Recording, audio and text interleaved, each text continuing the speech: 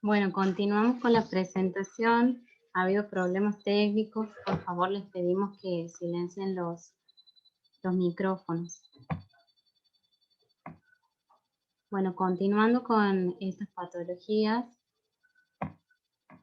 estábamos en fimosis, ¿sí? La fimosis fisiológica. Hemos dicho que el patrón de oro diagnóstico era el examen físico, los diagnósticos diferenciales, y estábamos en el tratamiento. El tratamiento de la fimosis fisiológica no se realiza, no requiere tratamiento, ni ejercitaciones forzadas, ni cremas, ni intervenciones quirúrgicas. El tratamiento conservador o quirúrgico tiene indicación absoluta en la fimosis patológica, en fimosis fisiológica con infecciones urinarias a repetición, sin otra causa, o sea, con una evaluación de un aparato urinario normal, y en caso de sospecha de balanitis serótica obliterante, que es una inflamación crónica, una enfermedad inflamatoria crónica de patología de etiología desconocida, ¿sí? Que puede derivar hacia una estenosis ureteral. Otra, otra. Bien, algunas cositas con respecto a fimosis desde nosotros, desde el aporte de cirugía. Muy importante lo que menciona Lara con respecto a lo que son las ejercitaciones forzadas, ¿sí? Es muy importante tener en cuenta que al momento del diagnóstico o de la presunción diagnóstica de una fimosis que va más allá de una fimosis fisiológica, nunca realizar la retracción forzada del anillo fimótico. Tenemos casos en los cuales hemos tenido que entrar de operar de urgencia a pacientes con parafimosis de muchas horas de evolución, en donde, pues bueno, estas cosas no tendrían que pasar, ¿no? Otra cosa, con respecto a lo que hablaba Lara también sobre lo que son la clasificación de Callaba, si bien la clasificación es a fines de docencia, a nosotros nos sirve conocer la clasificación esta y saberla porque nos permite planificar la táctica quirúrgica. Si no es lo mismo para nosotros un Callaba 1 o un Callaba 0 que un Callaba 4, porque tanto el Callaba 1 como el 0 tienen indicación absoluta de circuncisión. A partir del Callaba 2, uno va evaluando qué tan retráctil es el anillo fimótico y puede llegar a indicar una cirugía un poco menos cruenta que la circuncisión, ¿sí? Otro asterisco, digamos, otra cosa que es importante mencionar, que si bien no está aquí en la diapositiva, es hacer referencia a lo que es la vejiga prepucial. La vejiga prepucial es un cuadro que se produce una pseudo vejiga a nivel del pene, ¿sí? Por una mucosa redundante del prepucio. Esta patología es quirúrgica al momento del diagnóstico, ¿sí? Entonces, cuando uno sospecha que el paciente puede tener una vejiga prepucial, no esperar hasta los 3 años, y generalmente se hace el diagnóstico los primeros meses de vida, en donde el papá ve un bultito y lo que tiene que hacer es presionar, apretar el pene para que se pueda vaciar esa pseudo vejiga que se forma. Esta patología es quirúrgica al momento del diagnóstico y no hay que esperar a que el niño cumpla los 3 años para recién resolver.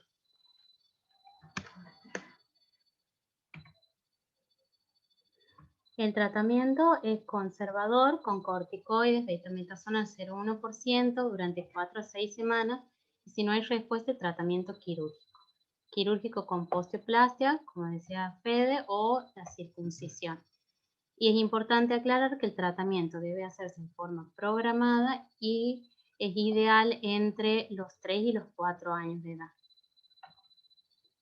Pasando a otra de las patologías, las del conducto peritoneo vaginal, incluye lo que es el hidrocele y la hernia inguinal. Se las incluye porque comparten una fisiopatología en común. ¿Sí? Por el trayecto inguinal, si recordando anatomía, el trayecto inguinal es un espacio anatómico que está comprendido en la pared anterior e inferior del abdomen, que tiene límites definidos tanto en el hombre como en la mujer. Por este trayecto inguinal, que tiene un contenido, transcurren los elementos del cordón espermático en el varón y el ligamento redondo en la mujer.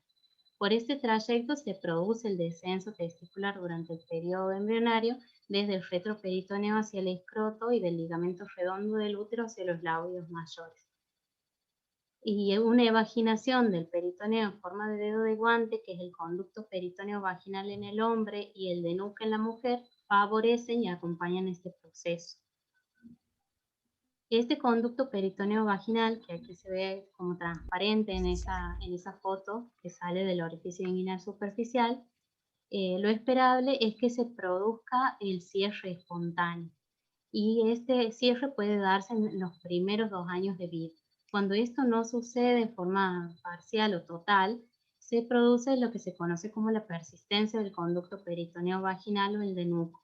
Y eso da paso al contenido, ya sean asas intestinales o líquido peritoneal, hacia este. Por eso vamos a tener estas patologías de hernia inguinal o el hidrocele. Comentando por separado, la hernia inguinal es la protrusión o salida de la víscera o estructura total o parcialmente a través de un orificio natural. En este caso, el conducto peritoneo vaginal permeable. La incidencia va desde un 0,8 hasta un 20% cada 1000 nacidos vivos a término. En los pretérminos esta incidencia aumenta y tienen mayor riesgo los prematuros de complicarse de atascamiento. También son más frecuentes en varones y la hernia inguinal más frecuente es la derecha con un 60%.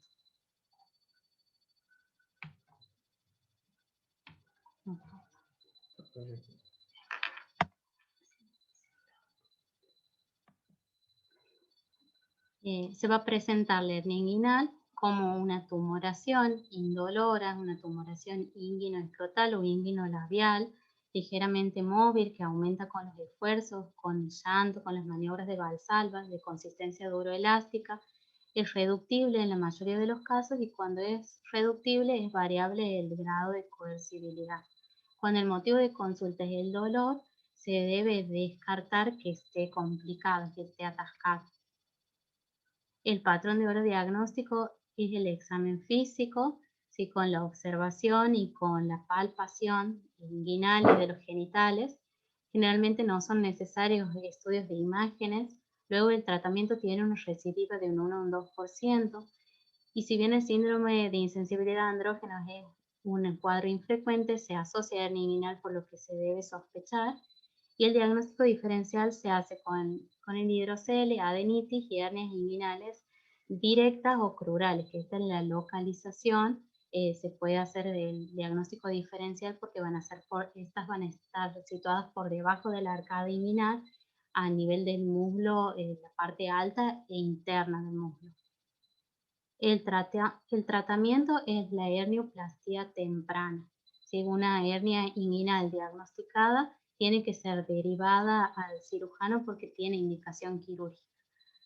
El riesgo es de atascamiento, que es la principal complicación, que habitualmente se puede desatascar manualmente, pero si no se logra desatascar, es una urgencia quirúrgica. Bien, bueno, un poco hablando retomando el tema de hernia, para nosotros es muy importante conocer, digamos, desde una clasificación semiológica, ¿sí? La diferencia entre una hernia reductible y una hernia irreductible, ¿sí? Generalmente cuando hablamos de una hernia atascada estamos hablando de una hernia irreductible.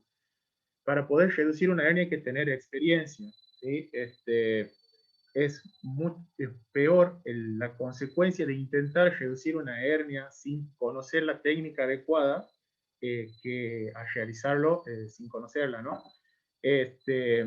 Con respecto a lo que es lo que hablaba del tratamiento quirúrgico, Lara, la hernioplastia, sí, nosotros hablamos de una hernia diagnosticada, una hernia que se debe operar. Eh, este, con respecto a lo que es la anatomía del conducto inguinal, nosotros tenemos mayor cantidad de atascamiento de hernia en los niños cuanto más pequeños son, por una cuestión anatómica. El conducto inguinal es mucho más pequeño y mucho más corto, se superpone el orificio inguinal superficial y el profundo, cuanto más pequeño es el paciente, entonces ahí tenemos mayor tasa de pacientes que se atascan. Entonces es muy importante hacer el diagnóstico en los más pequeños sobre todo. Obviamente tenemos casos de atascamiento en pacientes más grandes, pero es menos frecuente. Y con respecto a lo que es la hernia inguinal atascada, lo que nosotros hacemos como es una urgencia, si la logramos reducir en en la guardia, sin la necesidad de un tratamiento quirúrgico. Generalmente lo que hacemos es que el paciente quede internado 48 horas en la institución, se realizan los exámenes prequirúrgicos y se programa la cirugía a las 48 horas de reducido. Siempre y cuando, obviamente, en ese lapso, en esas horas, en las primeras horas sobre todo, no existen signos o síntomas de perforación intestinal. ¿Sí?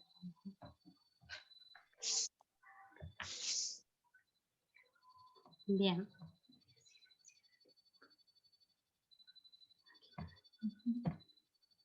Continuando con otra de las patologías de la persistencia del conducto peritoneo vaginal, el hidrocele es la colección líquida, ¿sí?, entre las dos capas de la membrana vaginal testicular, y esta puede ser comunicante o no. La comunicante, como vemos en el dibujo, hay una comunicación franca con contenido que es el líquido peritoneal.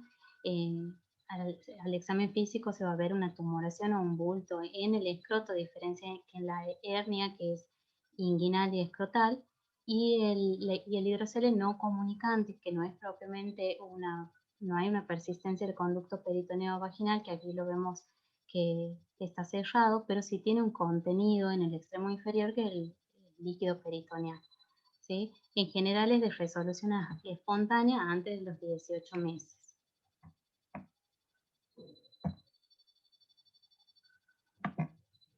El diagnóstico también es clínico con la transiluminación positiva, la tumoración es remitente, puede variar de tamaño, no se reduce o lo hace suavemente en el caso de hidrocele comunicante. Se hace el diagnóstico diferencial también con el quiste de cordón, donde sí hay una persistencia del conducto peritoneo vaginal, pero es más angosta, sí, es parcial, y se puede observar, como ahí en la segunda foto con la flechita amarilla, que es un quiste inguinal, ¿sí? Es inguinal y tiene el contenido, si es líquido peritoneal, tiene los bordes bien definidos. El tratamiento es esperar su resolución espontánea hasta los 2 años de edad. Si más allá de esa edad, si tiene indicación quirúrgica, donde el patrón de oro es la hidrocelectomía, y no se interviene antes del año de edad, salvo que sea hidroceles claramente comunicantes, que estén en atención, o si hay dudas diagnósticas. Bien. El realizar el diagnóstico diferencial con la transiluminación es fundamental. Siempre nosotros lo que pedimos cuando el paciente nos llega a la consulta es por al menos tener una aproximación diagnóstica, obviamente, y simplemente apoyando una linterna, ¿sí? Podemos saber si el paciente tiene o no tiene transiluminación positiva, y eso a nosotros nos ayuda muchísimo, obviamente, para el diagnóstico. Con respecto al tratamiento quirúrgico, bien como dice Lara, a partir de los 2 años, nosotros en algunos pacientes, cuando es muy persistente y no hay mucha variabilidad en cuanto al tamaño, podemos indicar la cirugía a partir del año y medio, pero en términos medios a partir de los 2 años que se indica el tratamiento quirúrgico. Y por regla general, nosotros en el servicio lo que hacemos es tratar el conducto inguinal junto con el hidrocele. ¿Sí? Nosotros nos realizamos la hidrocelectomía sola, ¿sí? Generalmente, y nos pasa prácticamente siempre que operamos hidrocele, tratamos el cordón, porque casi siempre hay presencia de un saco, un saco herniario que hay que cerrar, ¿sí?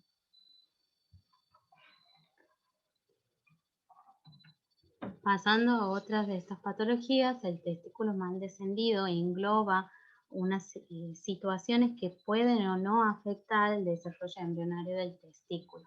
Más frecuente es la criptorquidia, que es la falta del descenso testicular permanente desde el retroperitoneo al escroto en su trayecto de descenso normal. Tiene una incidencia de un 3% en los lactantes de término y asciende esta incidencia en los prematuros con un 30%. Y lo normal es que los testículos desciendan espontáneamente durante los primeros meses de vida, por lo que al año la incidencia es de un 0,8 a un 1%. Puede tomar localización como la cavidad abdominal, pueden ser canaliculares o supraescrotal, fuera del anillo inguinal externo. Otra situación, a diferencia de la criptorquidia, son los testículos ectópicos, que descienden normalmente hasta el anillo inguinal externo y después toman una dirección aberrante. Otras son los testículos ascendentes, que son testículos ectópicos, pero con tal laxitud que se ubican en posiciones escrotales en el periodo lactante y después ascienden durante el desarrollo y se convierten en testículos no palpables. Y otra situación que es una variante de la normalidad es el testículo en ascensor o el testículo retráctil, que es por un reflejo cremasteriano exagerado que se exacerba alrededor de los 6 años y está ausente el primer año de vida. Como repaso embriológico, para el desarrollo testicular se hace en dos fases: la fase transabdominal y linguinoescrotal. Comienza en el quinto o sexta semana de gestación, la fase transabdominal se completa en la 15ª semana. Los testículos aquí se deslizan sobre los conductos genitales hacia el anillo inguinal interno. Es dependiente esta etapa del factor insulino simil 3 secretado por las células de Leydig fetales. Y la segunda fase, la fase inguinoescrotal, que es la más afectada en la criptorquidia, se completa al final de la semana 35, desde que aquí el testículo va desde el área inguinal hacia el escroto y este es dependiente de los andrógenos, entre otros factores anatómicos. La importancia de la criptorquidia, del mal descenso testicular, es debido a la atrofia del mismo, los cambios histológicos que pueden predisponer al desarrollo de tumores, pero la más frecuente es la infertilidad, que si bien aumenta en las criptorquidias unilaterales, la incidencia es mayor cuando es bilateral. Y el diagnóstico también es clínico con el examen físico. Las ecografías se realizan en caso de testículos no palpables, cuando son intraabdominales. El diagnóstico diferencial se realiza con la hernia inguinal, las adenopatías inguinales y el testículo retráctil, que es variante de la normalidad. Sí, en cuanto al tratamiento, el consenso de tendencias actuales en el tratamiento y seguimiento de la criptorquidia del año 2009, pero sigue vigente, define que el tratamiento se debe diferir por lo menos 12 meses, porque lo normal es que haya un descenso espontáneo del testículo al escroto, pero se recomienda la corrección quirúrgica antes de los 2 años de vida.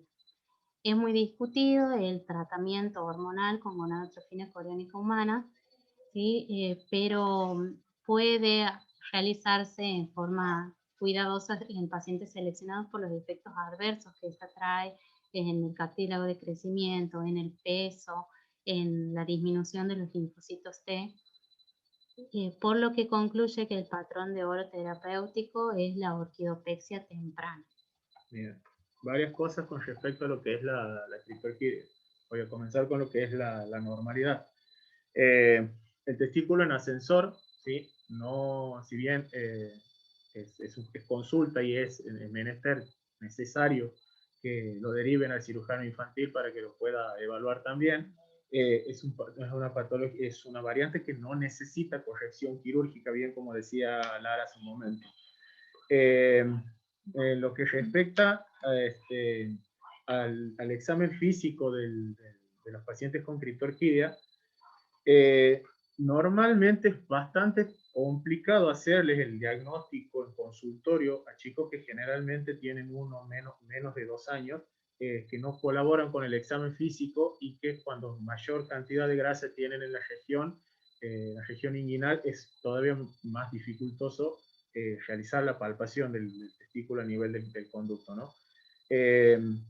Por eso es que generalmente nosotros tratamos o sea, el consejo es un paciente que esté relajado, que tenga confianza con el médico que le está realizando el examen físico, y al momento de intentar palpar, siempre colocarnos en las manos alguna sustancia o algún líquido que permita el desplazamiento un poco más fluido de la mano en el conducto, en la región inguinal del paciente, ¿no? Generalmente lo que hacemos es ponernos un poco de jabón líquido o de alcohol en gel para intentar captar el sobresalto que genera el testículo al momento de la palpación.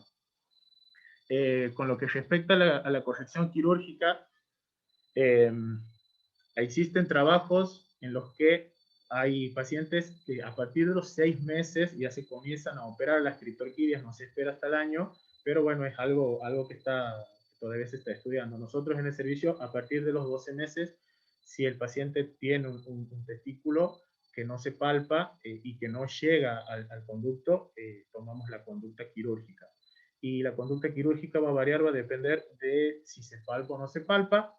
Obviamente un testículo que no se palpa, incluso adentro de quirófano, nosotros revisamos al paciente sedado bajo anestesia para determinar qué táctica quirúrgica vamos a realizar. En el caso de que no se palpe el testículo a nivel del conducto inguinal, directamente ingresamos por videolaparoscopía, si hacemos la cirugía de Fowler, que es lo que a nosotros nos permite hacer diagnóstico y tratamiento en el mismo momento, ¿sí? Y otra cosa con respecto a lo que es el tratamiento hormonal, nosotros, los cirujanos infantiles, de regla general, no lo indicamos al tratamiento con hormonas, ¿sí? Si se lo dejamos, algunos urólogos o en el caso de algunos endocrinólogos lo pueden llegar a indicar, pero nosotros generalmente no lo indicamos.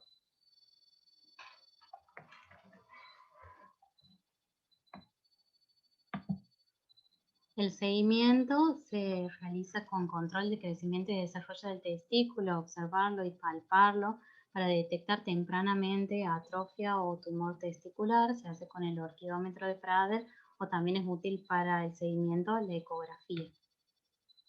Unas palabras de hernia umbilical es un defecto del cierre al espacio abdominal que permite la protrusión o no del contenido intestinal a través del anillo umbilical. Es la patología umbilical más frecuente en lactantes, se observa un 10% en los recién nacidos normales y esto es mayor en los prematuros, en los síndromes de Down, mucopolisacaridosis o en hipotiroidismo, son indoloras y su encarcelación es infrecuente. Es importante aquí la observación y tranquilizar a los padres porque la hernia inguinal o sea, lo normal es que se cierre espontáneamente, a menos que el defecto del anillo sea importante, mayor a 1,5 centímetros. Y aquí la indicación quirúrgica se demora a partir de entre los 4 y los 6 años de edad. Y está desaconsejado cubrir la hernia con tela adhesiva o con fajas. Y por último, a modo de repaso, hemos confeccionado este calendario quirúrgico para que sea útil en el consultorio, a veces en las guardias, ¿sí? Que pueden llegar estas patologías. En el caso de la hernia inguinal, cuando es diagnosticada, se debe derivar al cirujano porque tiene indicación quirúrgica al diagnóstico. Caso de la criptorquidia, se deriva o indicación quirúrgica antes de los 2 años, ¿sí? El hidrocele a partir de los 2 años, igual que el quiste de cordón, la fimosis a partir de los 3 años y la hernia umbilical a partir de los 4 años.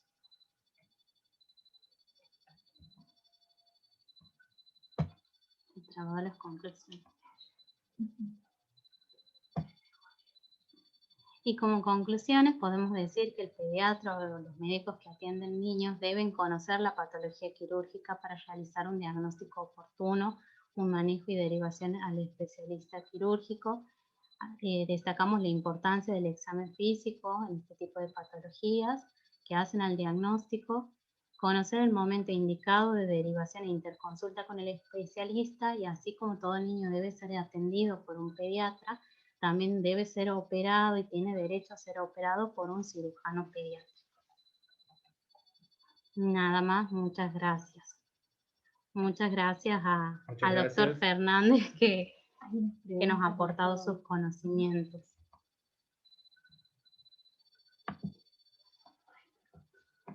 Bueno, ahora vamos a pasar a si tienen alguna pregunta. Habíamos visto que hay 1 o 2 preguntas por ahí. A contestar. Bien. Hay una pregunta que dice: ¿los pediatras deben retraer el prepucio en el consultorio antes de los 3 años o no se toca? A ver, es necesario que evalúen la retracción del prepucio. Para esto hay que rebatir hasta donde el prepucio llegue, nunca forzar más allá de donde llega la elasticidad del anillo fimótico, porque obviamente siempre está el riesgo de generar una parafimosis. Pero ante la duda es mejor no retraer el anillo, ¿sí? Ante la duda, no retraer el anillo para evitar la parafimosis. Pero sí es necesario cuando hay que evaluarlo, retraer hasta donde uno considere que es seguro. Después dice... La conducta que se toma en pacientes mayores de 2 años en los que no se realizó la ortodopexia. Nosotros a los pacientes mayores de 2 años le indicamos la cirugía. Que tienen diagnóstico de criptorquidia, se indica la cirugía, a la edad que sea. ¿Sí? A la edad que sea, la cirugía está indicada en los testículos criptorquídicos, pero existe una mayor relación, podríamos decir, entre testículos que están mayor cantidad de tiempo intraabdominales o en el conducto inguinal con la futura fertilidad del paciente. ¿Cómo se indica la higiene del prepucio y del glande en los niños? Antes de los 3 años, agua y jabón solamente, ¿sí? Después de los 3 años, cuando ya los 3 años es una edad promedio, ¿no? Hay chicos que obviamente tienen 1 año y medio, 2 años y ya se rebate el prepucio, pero antes de los 3 años es simplemente agua y jabón, ¿sí? Durante los baños diarios del paciente. No hay mayor higiene que eso.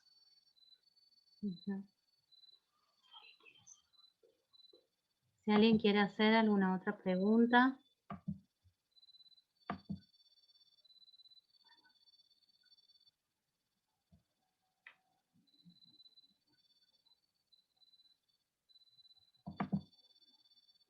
¿Cuánto tiempo puede generar secreción en la ombligo recién nacido? Bien, la secreción umbilical, sí es un tema que si bien no lo hemos tratado, ¿sí? Forma parte de la patología que es el ombligo húmedo. El ombligo húmedo es una patología que necesita otro estudio, ¿sí? No es normal que el ombligo sea secretante, así que ante un paciente recién nacido con un ombligo húmedo, hay que investigar cuáles son las causas. Las causas pueden ser muchas, hay algunas que son más frecuentes que otras, pero bueno, eso lo podemos dejar para otro momento, si quieren, para tratarlo, para la patología umbilical. Después, el testículo en ascensor es más frecuente a partir de los 6 años. En realidad, no existe una edad para determinar a partir de cuándo el testículo es en ascensor. Uno considera que el testículo en ascensor es un testículo que ocasionalmente se ve en la bolsa escrotal y ocasionalmente está en el conducto inguinal, porque existe una combinación de dos elementos: la retracción y el acortamiento del cremaster y una alteración en la fijación del testículo a las paredes del escroto. Cuando existe esta combinación, uno lo que va a hacer es ir evaluando qué tanto llega el testículo a la bolsa escrotal, ¿sí? No existe una edad.